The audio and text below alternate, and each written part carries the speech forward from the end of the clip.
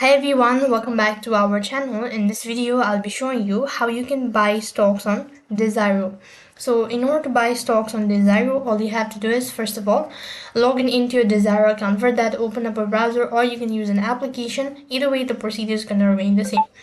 So once you're logged in, that's going to take you to the home page, which is going to look something like this. You have to go ahead and type the trigger symbol of the stock into the search box in the top left hand side corner. Now select the stock and click on the green B letter to open the place order box. This place order appears on the right. Make sure that the buy is highlighted in the green. Now select the order type. Limit order is default at Degiro, and select the price you would like to pay for the single stocks and select the quantity you're willing to buy. If you're sure about it, then hit the place order button to buy the order and wait for the order confirmation to pop up in the window. Now when the order is fulfilled, you will get a confirmation letter stating that you've successfully bought stock on Degiro. That's basically how you can buy on Degiro. That is all for this video.